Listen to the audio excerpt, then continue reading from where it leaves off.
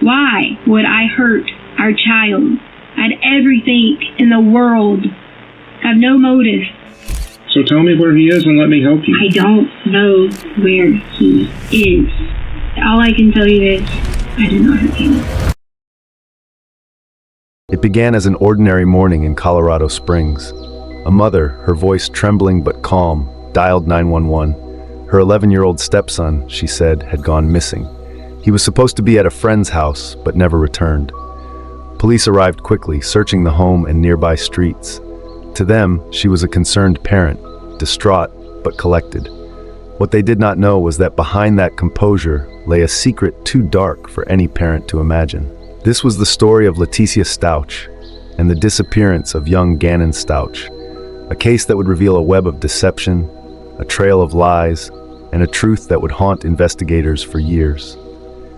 In the early hours of January 27, 2020, Letecia texted her supervisors at Widefield School District 3. She claimed she couldn't come to work that day. Her stepfather, she said, had been killed in a hit-and-run accident.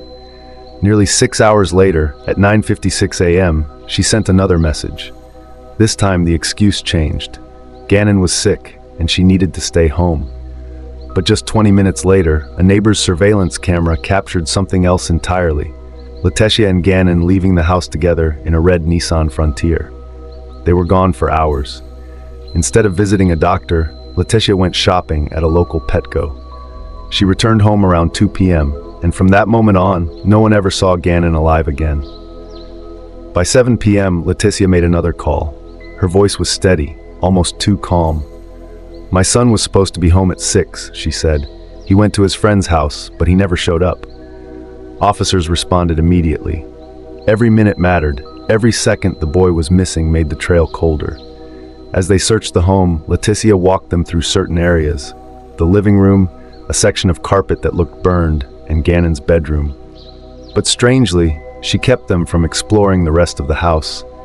She guided their attention, subtly redirecting their questions as though the rest of the home no longer existed. To the officers, she appeared cautious, maybe nervous. But what they couldn't yet see was that they were standing just steps away from the truth, a truth buried beneath layers of deceit. When questioned about Gannon's whereabouts, Letecia insisted he had gone to play with a friend. But when police contacted the families of those friends, none of them had seen him that day. Her story was unraveling. Officers searched deeper, noticing burnt carpet, odd stains, and an overwhelming air of tension. Letecia filled the silence with small talk, details about jackets, bikes, and school clothes, anything to seem normal, anything to keep suspicion at bay. But what she couldn't hide were the inconsistencies. A strange text about video games, a closed basement door, and the subtle tremor in her voice each time the officers asked, "Is there anyone else in the house?" Within hours, detectives began reviewing neighborhood footage, interviewing friends and relatives, and analyzing Letecia's shifting explanations.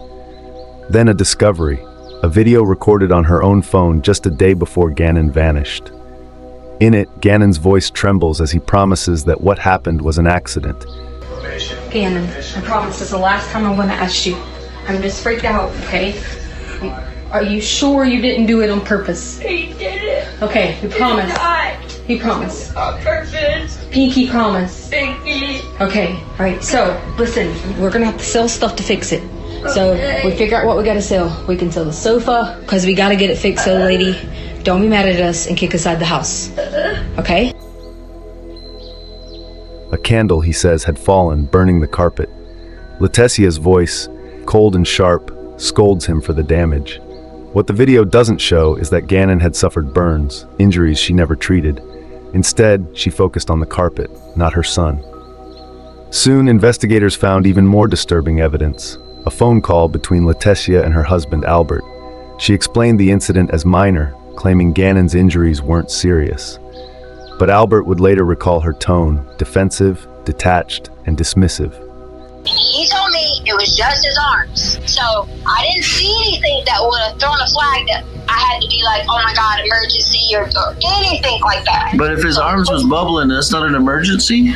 Well, it hadn't broke skin. Like, it was just underneath. In my mind, I'm like, let's evaluate the situation tomorrow can see or whatever. It wasn't burn mark. It was bubbly. I didn't see it as a bad thing. I just knew he was like, it's not hurting. We put aloe on it, and I assumed, okay. To detectives, this was the first real glimpse into a mind unraveling under its own lies. What began as a missing persons case was quickly becoming something far darker. 3 days after Gannon's disappearance, detectives brought Letecia in for questioning. They hoped to understand what truly happened that weekend. From the moment she sat down, she filled the room with stories, long, twisting stories that never quite lined up. She spoke about candles, alarms, and smoke. About blankets, carpets, and children staying up late. But as the minutes passed, her words began to contradict themselves. What started as a tale of a small accident soon became something more, something that no one in that room could fully believe.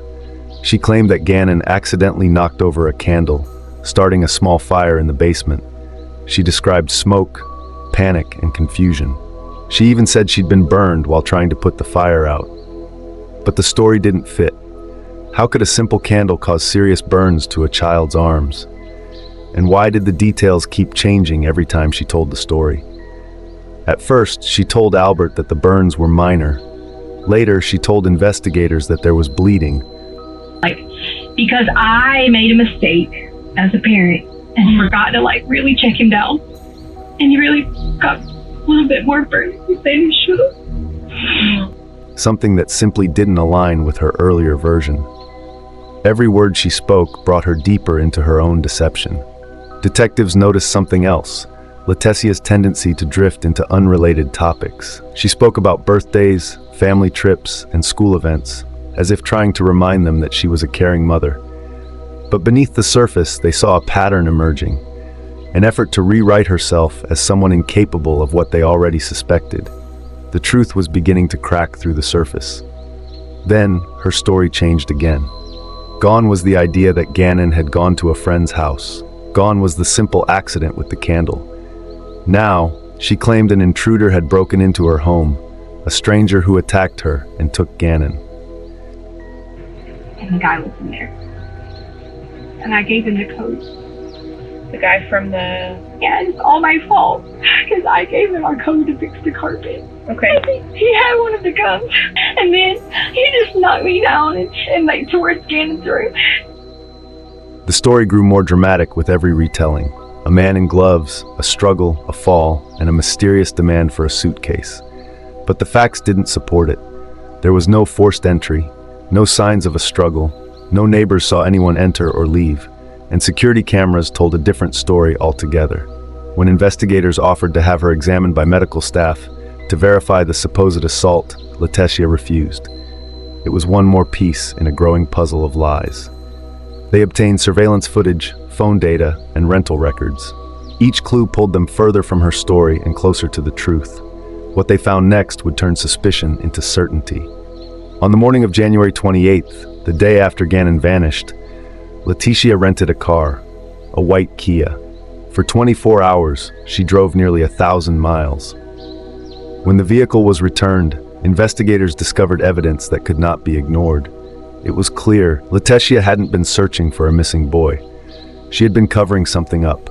The story she built was collapsing, and now the full machinery of the law was closing in. Midway through this chilling case, one truth stands above the rest. There is always more beneath the surface. The lies, the evidence, the voices caught on tape, they tell us what people want us to believe. But the truth, it hides behind the crime tape. You're watching Behind the Crime Tape, where every story exposes what others try to bury. If you find yourself drawn into this investigation, don't forget to stay with us. Like, share, and help uncover what justice really means. Because every case we tell brings us one step closer to the truth. After that brief pause in illusion, the investigation continued. Federal agents began analyzing her phone.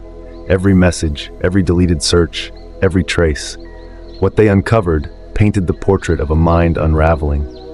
In here, I even have what you entered in your phone. The stuff that you've entered and deleted, like blood is spurting from an arterial bleed, direct pressure not controlling. I don't like my stepson. I don't like my stepson. Should I get a divorce? I'll stalk cheating. I'll stalk Instagram. I'll stalk cheating in Colorado Springs. How to get blood out of sheets. Find me a new husband. Find me a rich guy who wants to take care of his kids. No. I'm doing all the work for my stepkids and their mom doesn't help. Detectives confronted her with the evidence, the searches, the timelines, the inconsistencies. Still, Letecia deflected. She laughed off the details, claimed misunderstanding, and insisted that everything was taken out of context. But investigators weren't guessing anymore. They had proof that Gannon's blood had been found in his bedroom, on the carpet, and in the garage. She denied it all, yet the silence between her words spoke louder than her denials ever could. By now, the missing boy's case had turned into a homicide investigation. The community, once hopeful, was losing faith. Every press release brought more dread, and every day without answers pushed the family closer to despair. Letecia, meanwhile, was running out of stories to tell. As the days passed, detectives worked relentlessly to connect every fragment of the puzzle. Phone records, surveillance footage, rental car logs, each detail closed in around Letecia Stauch. While she maintained her innocence in interviews and online posts, the facts told another story, a story of planning, evasion, and desperate cover-ups. Investigators traced her movements with precision. They mapped her route the day after Gannon vanished, a long drive south, far beyond the city, to isolated stretches of road rarely traveled. Hours later, she returned home alone. Those miles would later reveal everything. Meanwhile, the community continued to hope. Posters lined the streets, volunteers searched through fields and ditches. The nation watched as a family pleaded for their son's safe return. But inside the investigation room, agents from the FBI and El Paso County Sheriff's Office were assembling evidence that pointed to one conclusion. This was no longer a missing persons case. This was homicide. Letecia's behavior grew more erratic. She granted interviews, defended herself online, and accused others of framing her. Each statement contradicted the next. Her story shifted so often that detectives began timing how long it would take for her to invent a new one. In private messages, she complained about being unfairly judged, calling herself the victim. Yet behind those words, investigators now held forensic proof linking her directly to the crime scene. By February, the warrant was ready. Letecia Stauch was arrested in Myrtle Beach, South Carolina, hundreds of miles from where the search had begun. Her calm expression as she was led away was the final mask in a series of performances that had fooled no one in the end. The community's grief turned to outrage. How could a mother figure someone trusted to protect be accused of such a betrayal? The answer would come in court, but the evidence had already spoken. As months passed, the legal process unfolded. Letecia faced multiple charges, including first-degree murder and tampering with evidence. In court, she pleaded not guilty. Her defense claimed mental instability, but the prosecution countered with methodical precision. When the verdict was read, the silence was absolute. They presented her actions as deliberate, her decisions calculated. Every phone search, every mile driven, every inconsistency in her statements, all painted the portrait of intent. Witnesses testified, experts analyzed her behavior, and slowly, the courtroom pieced together the chain of events that began with a simple lie and ended in tragedy. Letecia Stauch was found guilty on all major counts. The sentence, life imprisonment without parole. For the Stauch family, there was no real victory, only the truth at last. A father, broken but resolute, stood before cameras and thanked the public for their support. His son's memory, he said, would not be defined by what happened, but by who he was, a bright, kind-hearted boy with limitless potential. The case closed, but its echoes remained. It became a study in deception, in how manipulation can mask darkness in plain sight. And for investigators, it was a reminder that even the most ordinary facade can conceal the most unthinkable acts. In the end, justice found its way through the lies. It took months of dedication, hundreds of hours of analysis, and a community unwilling to stop searching for the truth. This is why we do what we do, because every case, every name, every story deserves to be told with the weight it carries. You've been watching Behind the Crime Tape, where we look beyond the headlines to expose the hidden patterns of crime, deception, and justice. If stories like this matter to you, stay with us, share, subscribe, and help ensure that every story, no matter how dark, ends in the light of truth. When the courtroom lights dimmed and the cameras shut down, the echoes of the case still lingered across Colorado Springs. For months, neighbors had searched, prayed, and hoped. Now they mourned and tried to understand how something so cruel could have unfolded inside a family home. But from that pain came a determination. Volunteers who once combed the hillsides formed new networks to support missing child investigations. Local schools built programs that taught children how to speak up, how to find safety when they felt afraid. Gannon's name became a symbol of awareness, a reminder that vigilance is not suspicion, it is compassion in action. Investigators, too, carried the memory forward. Many of them spoke quietly about the case afterward, how it changed the way they approached every new file on their desk. It wasn't just evidence anymore. It was trust, community, and the duty to look deeper. Because sometimes what seems ordinary hides the very thing you must not ignore. Reporters who followed the story called it one of the most difficult of their careers. Not because of its complexity, but because of the silence it left behind. The silence of a boy who should have been heard sooner. Years later, that silence continues to teach. It teaches that truth rarely reveals itself all at once. It must be pursued, patiently, piece by piece. It teaches that justice, though often delayed, remains the most powerful answer we have to the darkness people create. And it teaches that every tragedy holds a choice, to look away or to confront the reality behind the crime tape. This has been Behind the Crime Tape, where stories are not told for shock but for understanding, where we examine the choices that lead to unthinkable acts and the courage it takes to expose them. If you've watched until now, thank you for standing with us in the search for truth. Subscribe, share, and keep the conversation alive, because awareness saves lives, and remembering ensures that justice never fades.